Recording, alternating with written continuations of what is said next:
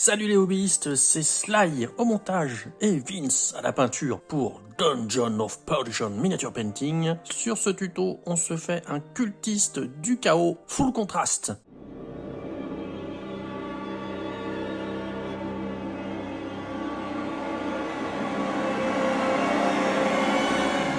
Mes cultistes sont un petit peu convertis, je me suis amusé un petit peu avec. Pour commencer, j'ai simplement texturé mon socle. Alors moi, j'ai utilisé un Granite Battleland. Vous faites ce que vous voulez, vous prenez la texture qui vous plaît, vous pouvez mettre du sable avec de la colle blanche.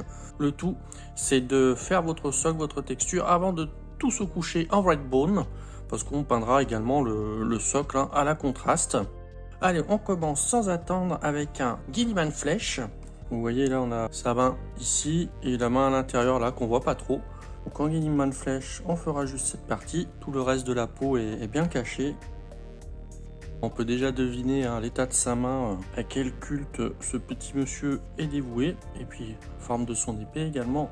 Et puis, à la tête de démon sur son épaulette. Et on va se faire ensemble, sur cette petite vidéo, un cultiste en mode Grimdark. Un petit peu à la mode en ce moment, le Grimdark, mais ça tombe bien, c'est ce que j'aime peindre. Et vous verrez que ça va être très simple à faire. Voilà, pour la main, c'est fait. Deuxième partie qu'on va faire, c'est tout simplement son grand manteau. On va le faire entièrement en Nagaros Dune. On fait le col derrière, là. On essaye de ne pas en mettre sur les parties autres que son manteau. Donc avec les vêtements, ça marche super bien la contraste, parce que les pigments vont s'accumuler dans les creux. Et c'est exactement ce qu'on veut. J'épargne cette partie, sa manche, là, c'est des lanières de cuir. On peindra d'une autre couleur tout à l'heure. Vous verrez, ça ira très vite, comme c'est du full contraste et un peu de shade.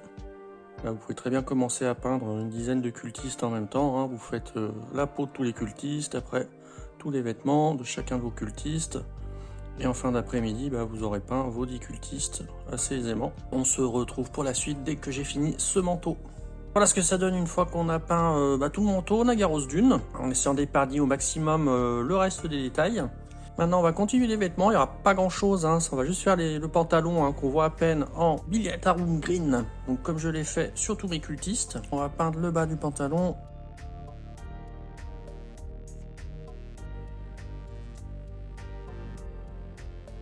Pour être la partie la plus longue. Deuxième bas de pantalon. Et voilà, c'est fait pour le bas du pantalon. Et maintenant, on va attaquer les cuirs. Et pour les cuirs, j'aime beaucoup utiliser ce Snake Bits Leather. Donc on va peindre son masque, qui fait un peu penser à un masque de Docteur de la Peste. Les lanières autour des bras, les bottes, les pochettes ici. On épargne cette partie-là, on viendra faire d'une autre couleur. Et la ceinture. Essayez de ne pas peindre l'espèce de tuyau là et le monocle. On viendra faire d'une couleur différente. Par contre, vous pouvez y aller sur le reste. On peint toute la tête avec cette couleur. Bon, il y a des détails, c'est peut-être son crâne ici, mais bon, on va imaginer qu'il y a du cuir qui recouvre tout. C'est pour faire du tabletop, donc on se casse pas la tête. On va faire, on a dit, les poignets.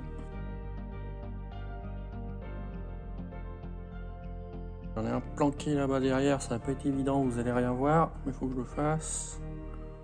En essayant de ne pas déborder sur le reste. On va faire les bottes. J'ai un petit peu surchargé le pinceau, donc je l'essuie. Et je viens reprendre ma peinture, parce que sinon ça va faire des grosses taches. Allez, j'essaye de rester cadré. On essouffle du pinceau. Le dessous de la botte qui dépasse du socle. Et oui, on ne laisse échapper aucun détail. Les petites pochettes là.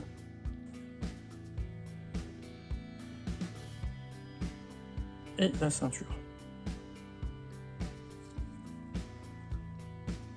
Une fois qu'on a fini nos cuirs, on va faire les métalliques. Alors pour les métalliques, on va prendre un Basilicanum Grey. On va faire l'épée. On va faire le monocle là avec le tuyau. Le tuyau ici, on va le noircir un petit peu. J'ai un peu bavé dessus avec les autres couleurs, mais c'est pas grave. On va faire cette partie également donc en métallique. Ces deux flèches. Et puis un petit peu les garnitures métalliques à l'intérieur du bouclier, qui ne se verront pas trop de toute façon. Allez, on a dit l'épée. On va la barbouiller. Tac.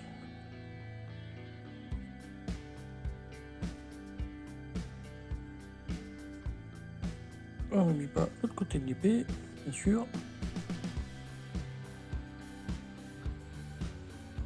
on a dit les garnitures métalliques du bouclier. Bouclier qui fait partie des pièces que j'ai converties. Vous ne trouverez pas comme ça dans le commerce. Petite garniture à l'intérieur. On passe pas trop de temps sur l'intérieur parce que de toute façon ça va quasi pas se voir. Et on a dit qu'on allait faire le petit monocle avec le tuyau qui le relie je ne sais où. On reviendra travailler l'optique tout à l'heure. Derrière cette partie, on fait tout avec le basilic à l'ingray. Le tuyau ici. C'est tout pour les métalliques. La tête de porte-pèse sur le côté c'est pareil, ça fait partie de la conversion. Je vais m'amuser un petit peu. On va la peindre en plaque mirror flèche. On va essayer d'épargner la corne et les dents.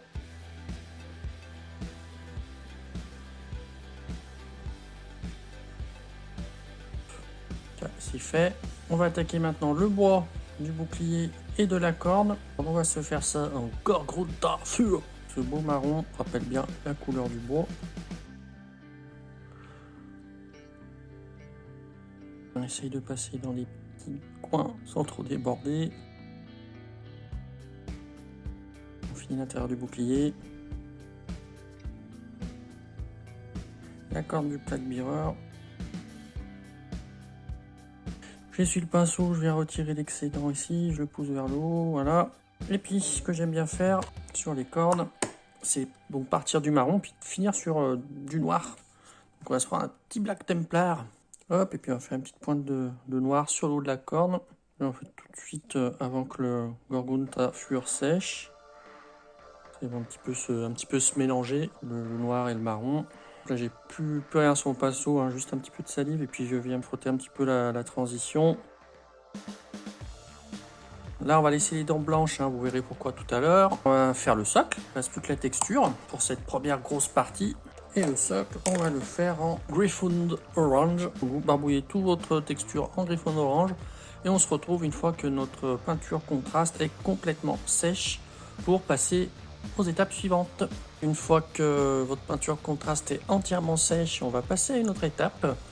Une étape super rapide mais capitale pour l'effet grimdark qu'on veut donner à nos cultistes. On va appliquer tout simplement un Agrax Earthshade sur l'entièreté de la figurine, également le socle. Ça va nous l'assombrir, ça va également faire ressortir un peu plus les détails et lier toutes les parties entre elles tout simplement. Les super pour du grimdark vont utiliser des peintures à l'huile par exemple pour cette étape. Et ben nous on va pas se prendre la tête, c'est du speed painting. On va utiliser notre Agrax Earthshade. On le secoue bien pour éviter qu'il ne brille en séchant. On va imaginer que vous avez préparé comme ça 5 à 10 figurines. Vous attendez qu'elles sèchent et vous allez pouvoir toutes les barbouiller avec votre Agrax Earthshade. Vous n'épargnez aucune partie de la figurine.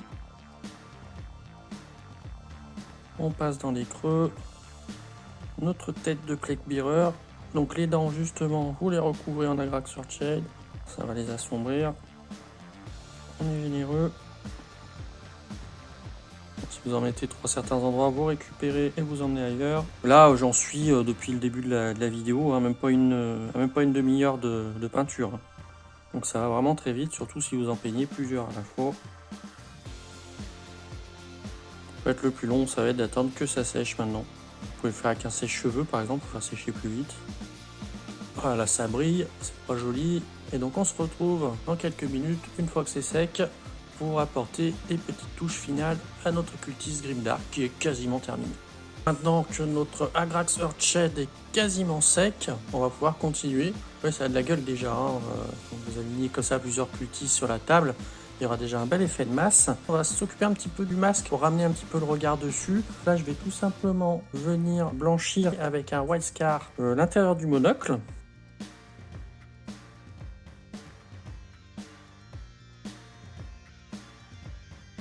Bien diluer la peinture pour qu'elle se faufile bien dans le creux. On va juste faire le petit relief de l'œil ici. Alors j'ai pas une bonne position, je vais galérer. Voilà, on a illuminé un petit peu l'intérieur du masque au niveau de l'œil. Et puis on va également faire l'œil du plaque mirror sur le côté. Voilà, on peint en blanc, puis on va venir mettre une petite peinture contraste par-dessus pour faire un petit contraste. Ça ira très bien. Le seul détail qu'on va faire, c'est vraiment sur le masque. Pour bien détacher son visage du reste de la figurine, on va prendre un Morghast Bone. On va venir rehausser les coutures du masque. On va venir les éclairer un petit peu, faire un petit peu plus clair pour que ça ressorte. Donc oui, c'est pas du full contraste, hein, on utilise quelques layers. Mais bon, on est quasiment à 99%. On va venir donc, avec la tranche du pinceau, faire ressortir nos petites coutures sur le masque.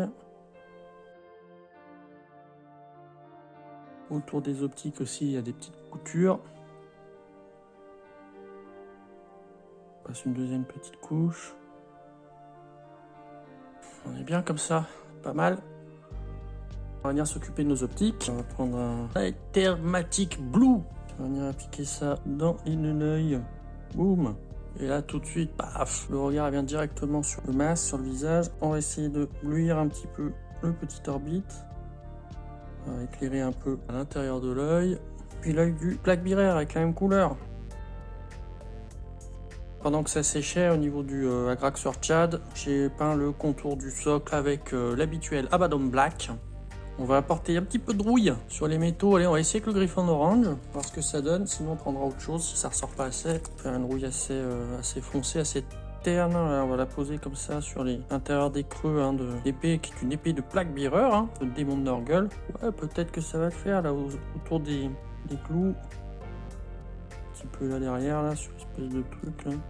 Et bah écoutez, les hobbyistes, c'est terminé pour ce tuto cultiste du carreau façon Grimdark en mode facile et rapide. À mon avis, là, j'ai mis moins d'une demi-heure pour peindre cette figurine et encore, j'ai pris mon temps. C'est terminé pour cette vidéo. Si ça vous a plu, n'hésitez pas à nous lâcher un gros pouce vers le haut. Si vous avez des questions ou des suggestions, laissez-nous un commentaire. Et bien sûr, si vous souhaitez découvrir nos futures vidéos et notre contenu déjà actuel, ceci était la 31e vidéo, le 31e tuto, n'hésitez pas à vous abonner. Et je vous dis à bientôt sur Dungeon of Perdition Miniature Painting.